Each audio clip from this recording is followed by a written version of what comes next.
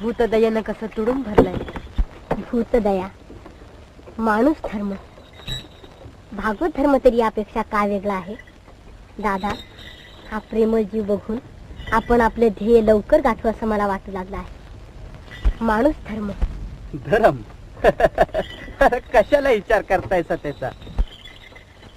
त्यानं माणूस जन्म दिलाया, माणसाप्रमाणे वागायचं, दिसभर कष्ट करायचं, मुक्या जीवाला चारा पाणी द्यायचं, घरात 4 पोरं बाळा आहे तेसनी खायला घालायचं, मग आपण खायचं. समद्यासनी आपल्या जीवावानी जपायचं आणि तो बोलविल ते दिवशी निघून जायचं.